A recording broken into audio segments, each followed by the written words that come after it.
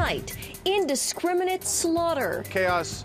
There was bombs coming from left and right. You just praying to God it doesn't land near you. Russia's war on Ukraine pummeling civilian and military targets. Now attacking a military installation as close as 10 miles to Ukraine's border with Poland.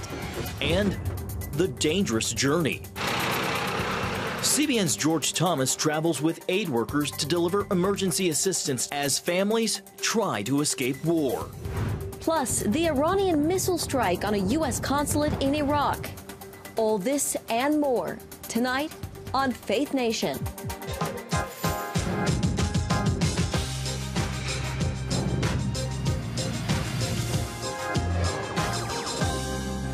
Russia's unprovoked war in Ukraine takes a dangerous westward turn. From our studios in Washington, welcome to Faith Nation. I'm John Jessup. Good evening, I'm Jenna Browder. A deadly Russian missile attack along Ukraine's western border is sparking fears that Putin's bloody campaign is closer to drawing NATO into war with Ukraine. Russia's attacks on civilian as well as military targets come even as tenuous peace talks between the two nations enter another round. CBN's Tara Mertner joins us now with more on the growing concern the war will widen further. Tara. Right, John and Jenna. Ceasefire talks are on the fourth round now. And for the first time since the war started, the U.S. is holding high-level talks with China. The U.S. and China in Rome for talks as tensions rise over the Russia-Ukraine war that appears to be broadening. National Security Advisor Jake Sullivan meeting with his Chinese counterpart. The Biden administration says Russia is asking China for military support and says it's warning the country not to help them. The war is moving closer to NATO territory after Russian missiles strike a military training facility in western Ukraine near Poland's border. If we will not stop Putin, tomorrow it will be Warsaw. Tomorrow it will be Riga. And I don't know what will be next. At least 35 people died and more than 100 are wounded. Clearly, at least from an airstrike perspective, they're broadening their target set. Putin's army is shelling towns and villages around the capital city of Kyiv. I'm staying in Kiev near a big residential building, which was hit this morning, just 3 hours ago, by direct heavy artillery shell. Ukraine's President Zelensky traveled to a military hospital to visit with injured soldiers. Another area that has been repeatedly hit is Irpin, just outside Kyiv, where thousands of civilians have fled, with innocent people still getting caught in the crossfire, including an American journalist who died on assignment. His colleague describes what happened from his hospital bed. And we crossed a checkpoint and they start shooting at us. So the driver turned around and they kept shooting. It's two of us. My friend is Brent Renault, and he's been shot. Several members of the same family were killed in a strike, including Tatiana, who worked for a Silicon Valley company, and her two children. The UN says more than 2.8 million refugees have now left Ukraine. That number could reach between 8 to 10 million. And President Biden is reportedly considering a trip to Europe in the coming weeks to shore up allies as the war escalates. John and Jenna. All right, thank you, Tara. Well, as Tara just said, so far more than 2.8 million people have fled as Russia decimates war-torn Ukraine. Yeah, about 1.7 million of those to Poland. Aid workers are risking their lives to help refugees escape and provide food and essentials to the people under Russia's intensifying threats. CBN's George Thomas joined Orphans Promise on a dangerous trek from Lviv. It's almost sunset. Keeping a close watch on the clock and GPS, Olga Andrus is a little nervous. We are trying to make it to the Brasilia Family Center before the curfew starts. CBN News joined her Orphans Promise aid team as they headed east from Lviv, bound for Brasilia. A normal 5-hour trip is taking double the time. We have to take multiple detours because the road that goes directly to Brasilia is dangerous right now. It's close to the Belarus border and there is some risk of Russian attacks. The van pulls in minutes after the 8 p.m. curfew. A human chain forms quickly. The Orphans Promise cargo tonight includes bedding, diapers, baby food, medicine, clothing, and other essential supplies. Orphans Promise regularly partners with Brusile Family Center on a variety of projects. Now the two organizations' focus is helping countless families like Valya Yurev's trying to escape war. The Russians started shooting and bombing around our house. All the windows in the house exploded. We had to take shelter in the basement. Valya, 4 months pregnant, is here with her 3 children and 2 other families after making the dangerous escape from Kyiv. There is an anxiety in my soul. I'm afraid for my pregnancy. Orphans Promise, through local contacts, found them a home left vacant by a family who fled to Germany. Thank you, we like it. It's comfortable and warm. We thank you a lot for your support. Funded by Orphans Promise, the Brusile Family Center now serves as a temporary shelter for those making their way west. Pastor Alexei Marchenko runs the place and says God told him to prepare for war 2 months ago. We bought mattresses, pillows, food, dishes, and other supplies so that we could take people in, and now, because we were ready ahead of time, we can help lots of people. They've put up more than 500 people, fed 1,000, and helped an equal number with relief supplies. The center is one of the first strategic points after Kyiv, where we can receive refugees that are fleeing fighting. They stay here for a little while before heading to western Ukraine. So it's important that while they stay here, we give them everything they need for their brief stay. Marchenko says it's a moment, though brief, to minister to spiritual needs as well. We share Jesus with them, and yesterday 2 women and 1 soldier gave their lives to Christ. We also give everyone a copy of the New Testament. Meanwhile, Russian forces are inching closer to the area. I have this app on my phone that gives me the exact location of Russian forces as they continue to encircle Kyiv. And right now, the Russians are about 20 miles from the Brusile Family Center. It's one reason why Pastor Alex has decided to evacuate his family. All Brusile pastors are getting their wives and children out as well. CBN News was there as friends and family said their goodbyes. We will continue serving because we see the need, and we can be the answer for those needs. So that's why the men are taking a decision to stay, even though it might be dangerous. George Thomas, CBN News, Brusile, Ukraine. Continue to be safe, George. Thank you. CBN's Operation Blessing is on the ground providing critical relief to refugees. For more information and to partner with Operation Blessing, all you have to do is text OB Crisis to 71777. And here with us now, Bradley Bowman, Senior Director of the Center on Military and Political Power at the Foundation for Defense of Democracies. Bradley, welcome. It's good to have you with us this evening. So Vladimir Putin is taking his war to NATO's doorstep, essentially, with this latest attack on that military installation near the Polish border. How quickly could this escalate to a global conflict? Thanks for the opportunity to join you, and thanks for the question. It could escalate very quickly. That strike that you just mentioned west of Lviv is very close to the Polish border, and the more that Russia conducts strikes in the west of Ukraine and the more Russian forces move in that direction, the greater the chances for miscalculation. That's why it's so important, in my view, that the United States, working with our NATO allies, reinforce NATO's eastern flank in the Baltics, in Romania, in Poland, to deter Putin from any aggression directed at NATO lines. Because once he does that, that would invoke Article 5 of the North Atlantic Treaty, and you would have Russia and our NATO allies at war, something we were able to avoid for 4 decades during the Cold War.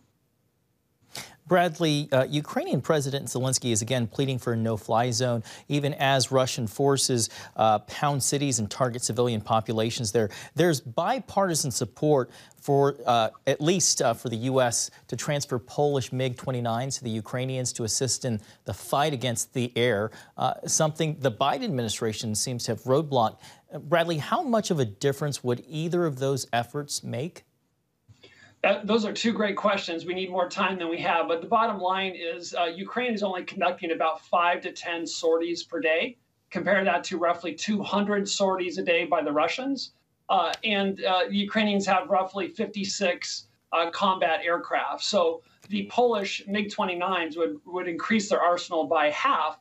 But hear what I said, they're only conducting 5 to 10 per day. So it's not clear that that's the best way to help Ukraine. I'm eager to help Ukraine in any way we can, but that may not be the best way. What they really need most is what we've already been giving, just more of them. And that is the Javelin anti-tank missiles and the shoulder-launched missiles that they've used to help deprive Russia of air superiority, something that everyone thought Moscow would have by now. Yeah. Top aides from the U.S. and China are meeting in Rome amid reports Russia asked China for help here. Where does China stand in this conflict? China and Russia are closer than they've been. They're more aligned than they've been since the 1950s. They've conducted major military exercises together. You remember that Putin and Xi met before the Olympics and talked about their partnership having no limits. Well, this situation in Ukraine is very awkward for Beijing, because Beijing likes to say that countries can do whatever they want within their borders. And obviously that's, how does that apply to Ukraine, right? This unprovoked invasion of Ukraine. And yet China wants to show that they're a good partner with Russia, yet Russia's brand, shall we say, is a bit soiled these days. So this puts Beijing in a very awkward position. And I think the U.S. was wise to highlight that this request went from Russia to China to shine global attention on it and make clear that there would be consequences if Beijing moved forward in supporting this unprovoked and I would say immoral invasion of Ukraine. All right, Bradley Bowman with Foundation for Defense of Democracies. Thank you so much for your time and expertise. Thank you.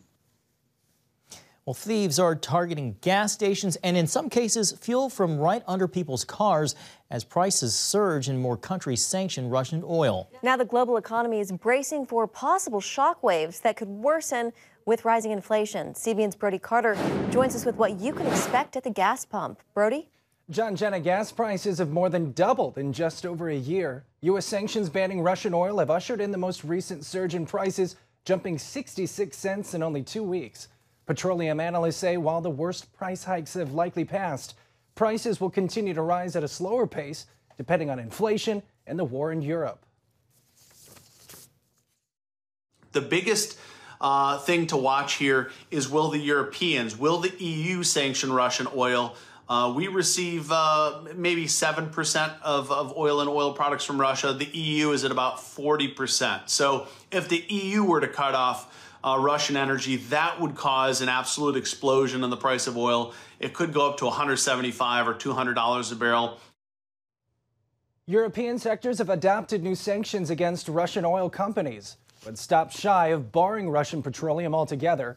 Today, the national average for a gallon of gas is $4.32. In the coming days, California's average could hit $6 a gallon. Chicago is on pace to hit $5 a gallon.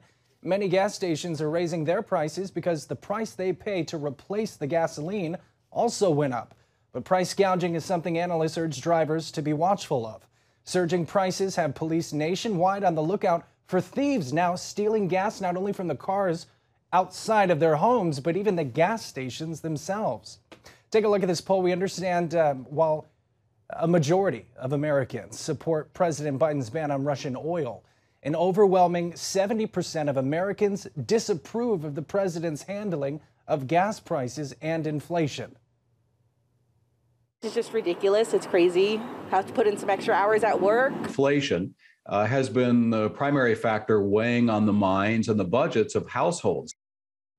The Federal Reserve meets tomorrow to try to combat inflation and will likely raise interest rates this week, making all forms of borrowing much more expensive. Market analysts expect prices at the pump and the housing market as well to increase. Brody Carter, CBN News.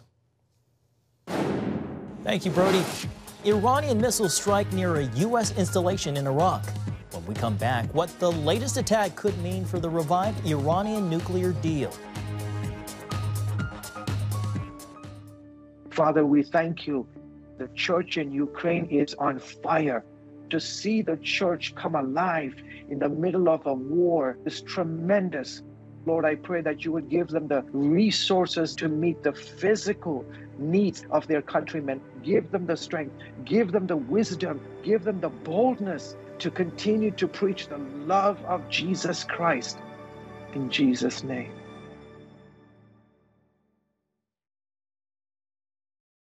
Back tonight, escalating tension between Iran and Israel.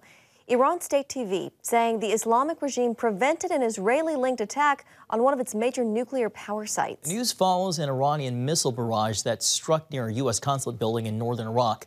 CBN Middle East Bureau Chief Chris Mitchell reports. Iran state television claimed the missile strike targeted 2 Israeli spy centers in retaliation for an Israeli airstrike in Syria that killed 2 Iranians. Once again, we warn the criminal Zionist regime that repeating any evil acts will be followed by harsh, decisive, and destructive responses. No injuries were reported in Sunday's attack, but the Iraqi government condemned the incident as a violation of international law and norms. Despite Iran's declaration, the attack represents an escalation in U.S.-Iranian tensions. The Iranians are striking against the United States over and over again, and with zero reaction from the Biden administration.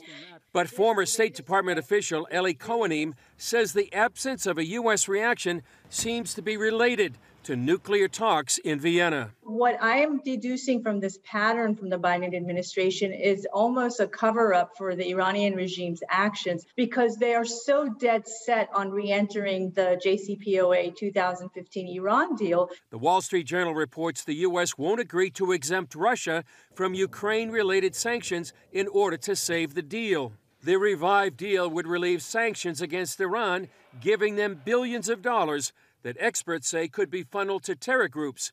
3 years from now, it would remove restrictions, which would allow Iran to become a threshold nuclear state. It will have enough enriched uranium to create dozens and dozens of nuclear bombs, and it will have the ICBMs to deliver them to any place in the United States. That is unbelievable. It's not merely unacceptable.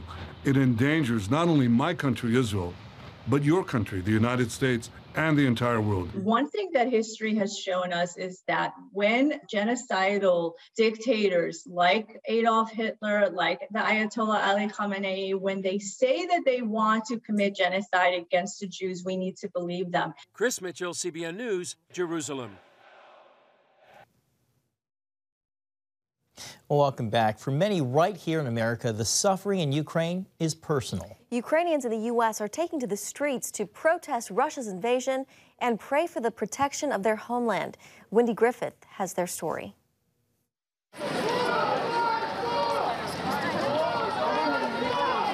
More than 200 people, many of them Ukrainians, are gathered here at the Virginia Beach oceanfront with signs, songs, and desperate prayers. They're hoping to raise awareness and funds for Ukrainians who are right now fighting not only for their country, but their very lives. Olga marched with her parents who came over just 2 months ago, but her brother is still in Ukraine. Yes, my twin brother is in Kiev, and my son. And every day we wake up and make sure that he texts us that he's alive and he's okay.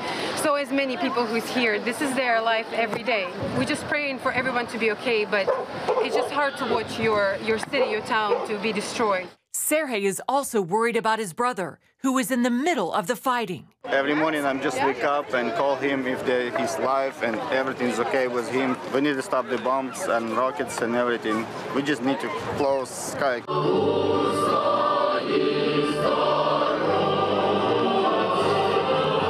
The rally was organized by the Tidewater Ukrainian School, a group dedicated to promote and preserve the culture and language of Ukraine. There is millions of refugees in Ukraine being displaced from their homes. We want to help them. We want to support. We know people in America to know what's going on. Because right now Ukraine is being a shield for Europe, for Western values, and for freedom. Among the marchers, Natalia Komyak with CBN's Orphans Promise. She says many of their centers in Ukraine are now serving as shelters for refugees fleeing the war and are equipped with mattresses, generators, and non-perishable food. So this is such, again, another miracle and praise report that we were ready to receive the people, and they are ready right now. They have food to feed them. Her prayer is simple, that her homeland will not be wiped off the map by a mad dictator. We really need to press the government here today to close the airspace over Ukraine because people are dying. Some of my friends that are trying to get out right now cannot even get out of the house because of the heavy shelling. So I'm so happy to see that Americans are standing with Ukraine. For now, marching, praying, and giving to the war effort is all most people, including many Ukrainians here in the U.S., can do as they continue to hope and pray for a miracle. Wendy Griffith, CBN News, Virginia Beach. Coming up, the GOAT comes out of the retirement farm. The legendary career of Tom Brady to be continued when Faith Nation returns. Finally tonight, if you thought we'd be talking about March Madness, think again. Superstar quarterback Tom Brady is back in the news. Jenna, it didn't last very long. After just 6 weeks of retirement, Tom Brady announced he's making a comeback, pledging another season with the Tampa Bay Buccaneers.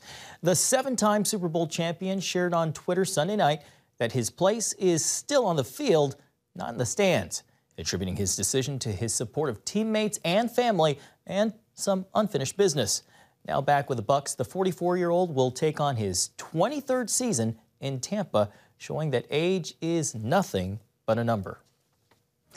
Yeah, a lot of Bucs fans very excited tonight. And I liked what you said earlier in the day. Maybe it's because of surging gas prices that he decided to come Said back. he had to come out of retirement. Thanks for watching Faith Nation. Have a great night.